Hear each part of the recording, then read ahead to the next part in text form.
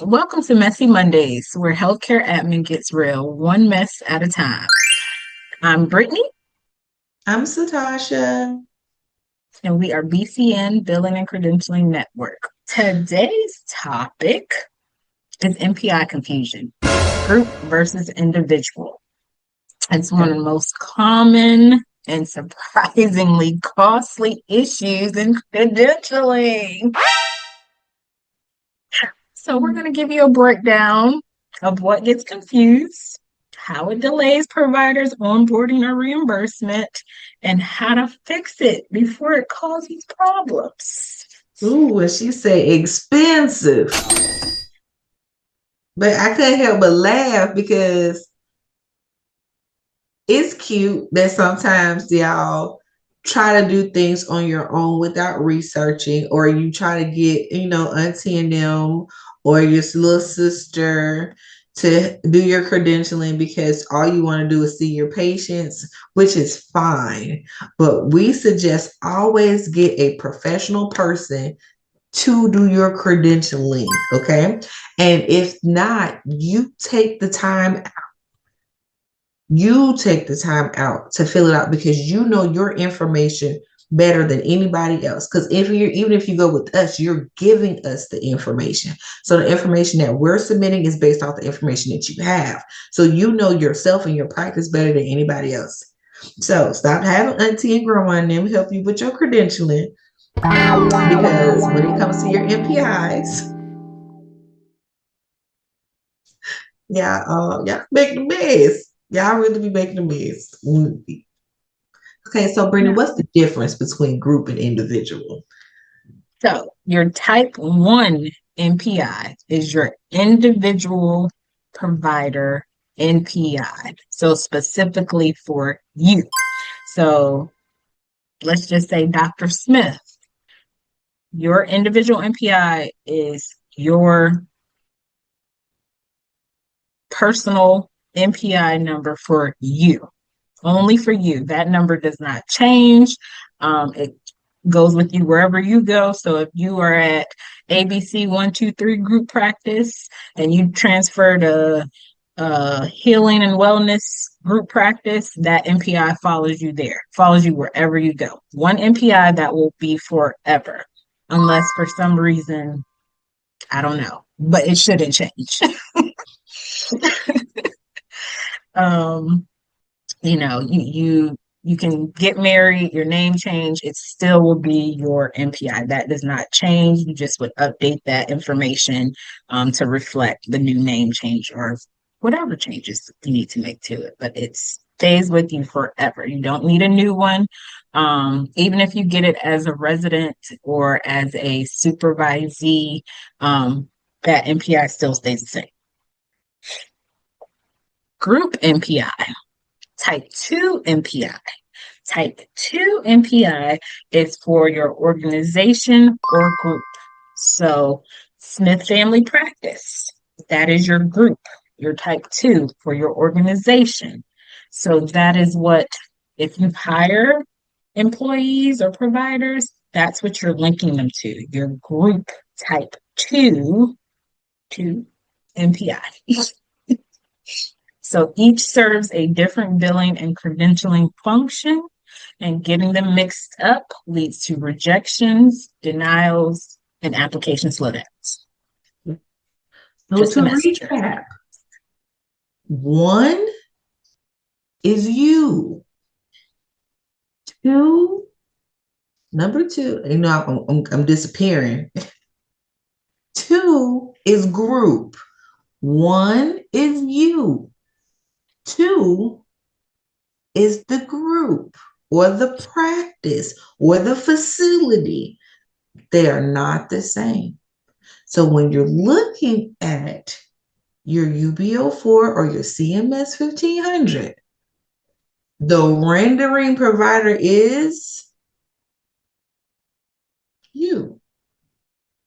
The billing provider is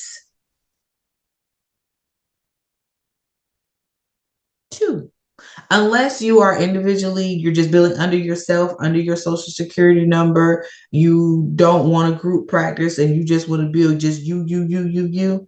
Um, for tax purposes, we don't suggest it. However, it's your business. Do what you want to do. So if you're billing up under you, and you don't have a group practice and it's just up under you, your credentialing needs to be up under you. So your billing and your rendering provider will be the same. However, if you have a group practice, there are two different numbers. And if you decide later on, hey, I'm David Ruffin, and I want to hire the Temptations, but I'm only credentialed as David Ruffin, I have to go and get a group NPI and I have to do recredentialing all over again because my group is not credentialed. Me, David Ruffin, is credentialed. The Temptations can't be credentialed under David Ruffin. We have to be one organization. Does that make sense? So we have to go under Motown. All right. Good example.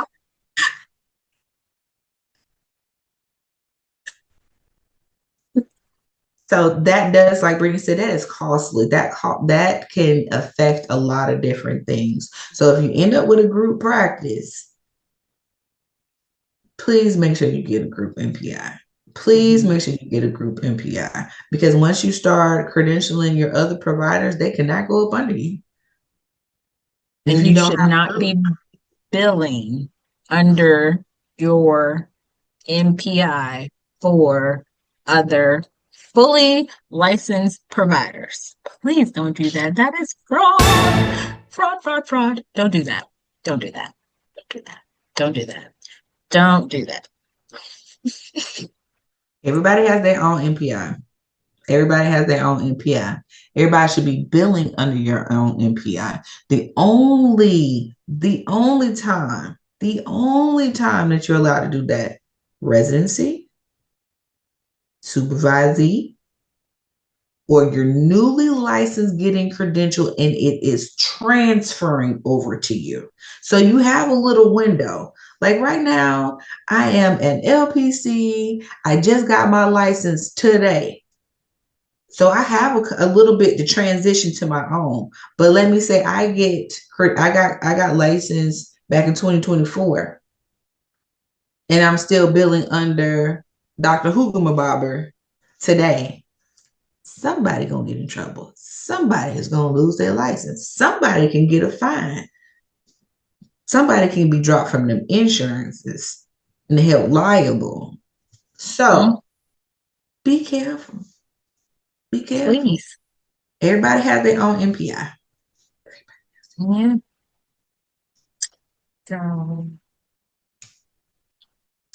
So just be careful. So the confusion, like she said, is knowing the difference between your one and your two. Knowing the difference between your one and your two, that is very important. And that is your NPI. Now that is shareable information because that needs to be on your MPPS website. So if I am Dr. Break 'em Down, I have my own NPI, but I want to offer Break 'em Down services. And I will go under my same MPPS and I will get a group NPI for Break 'em Down services. Now, if I'm hiring other people, they would have their own MPPS website, get their own NPI, but I would contract them under my tax ID number and my group ID. So now we have multiple providers under this group and this tax ID. That's why when you check your CAQH profile, leading back to last week, you'll see multiple tax ID numbers and multiple groups listed because you can be listed under multiple groups, but you're just one thing by yourself. So groups can have group is probably like the umbrella. Your personal NPI, you are standalone. The group is the house, and you are the standalone. So we just have to make sure that we know the difference between the two. That way, we won't mess up with billing in the latter part because that's easy money that you're losing. Easy money. yes, very much easy way to lose money and please, just to piggyback on last week's topic of Messy Monday, the NPI listed in your CAQH or on a recredentialing form has to be the correct type. So please make sure that you're listing your individual NPI and your CAQH. I think there is a section when you put practice locations for the group you're working for where you can list the group NPI. So just make sure that you have the correct NPIs in the proper places so it does not flag the application or cause payers to reach out for clarification because that will slow everything down and that can take weeks, months, long time. So please make sure when you do that, and it does take a bit of a time when you're initially starting that application for CAQH because they ask for so much information.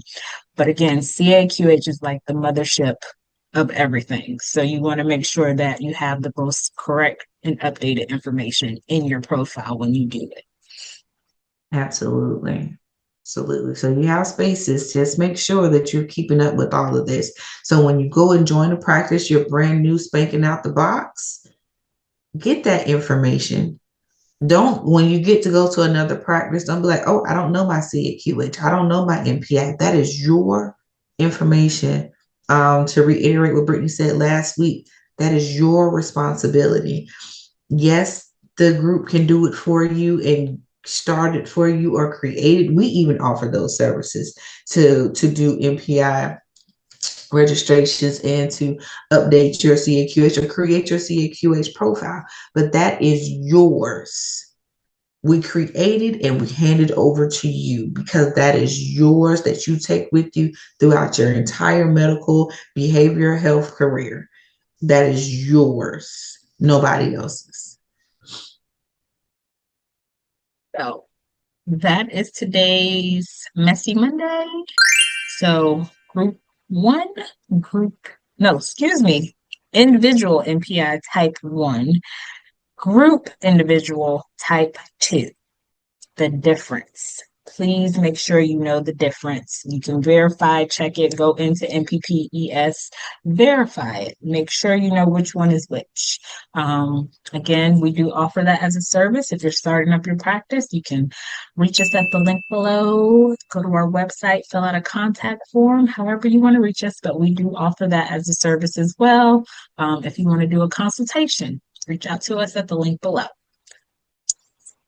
Yes, and that wraps up another Messy Monday, guys. We tackled some little information, a couple of tough truths, but remember, it's always about improving, learning, and becoming a better provider, learning what's best for you and your practice. Again, if you found this episode helpful, share it with your colleagues, your friends, your office folks, and join us next Monday for some more insights on how to typing up your private practice. Until then, keep it cute, keep it ethical, and take care of your patient.